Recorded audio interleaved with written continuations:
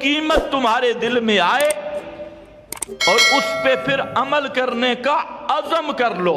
جب عزم کرو گے تو اللہ تعالیٰ توفیق دے دیں گے.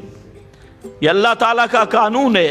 بندہ کچھ بھی نہیں کر سکتا، نہ عبادت بندے کے بس میں ہے، نہ عمل کی توفیق بندے کے بس میں ہے.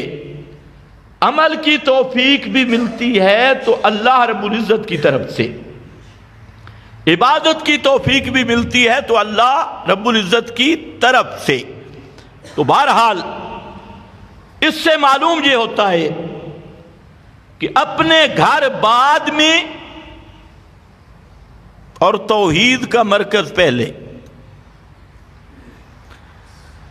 گھروں کی آبادی بعد میں اور توحید کا مرکز، جس کو شریعت کی زبان میں مسجد کہا جاتا ہے. مرکز توحید کا عنوان شریعت میں مسجد ہے. یہ مسجد پہلے. آپ ذرا غور کر لیں، آج ہمارے ذہن میں یہ بات ہے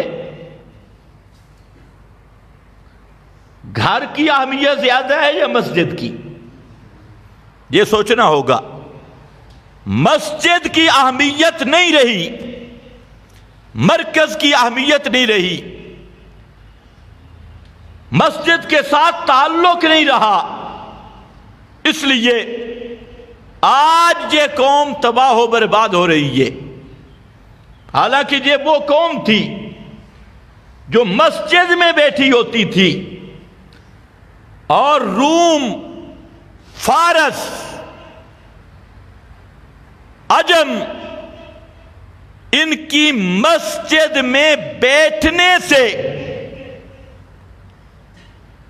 لرزہ بر اندام ہوتا تھا کہ یہ جب اکٹھے ہو گئے تو پورا کفر اس سے ڈرتا تھا. اور آج حالت کیا ہے؟ اسلامی ممالک کو دیکھو، اپنی تعداد کو دیکھو، وسائل کو دیکھو، تو جتنے وسائل اس وقت مسلمانوں کے پاس سے، جتنے ایریا اس وقت مسلمانوں کے پاس سے، اور جتنے کلمہ پڑھنے والے اس وقت اس دھرتی پہ موجود ہیں، یہ سابقہ دور میں نہیں تھے. آخر وجہ کیا ہے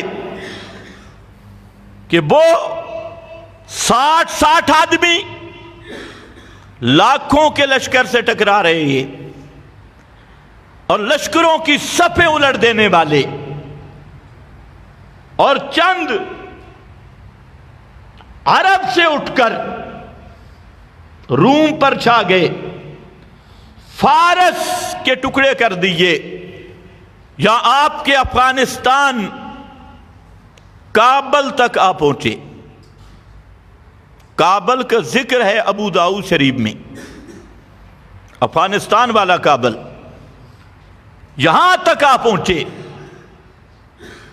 روس کے ایریے،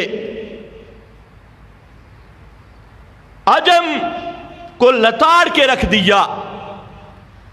وجہ یہ تھی کہ وہ لوگ، علم ان کے دل میں تھا، ایمان ان کے دل میں تھا. اور آج آپ کا کیا کام ہے؟ ڈراموں سے دین سیکھا جا رہا ہے. آج کل ایک نیا ڈرامہ آیا اور اس میں لوگ مشغول ہیں، اور ترکی ڈرامہ اس سے دین حاصل کر رہے ہیں.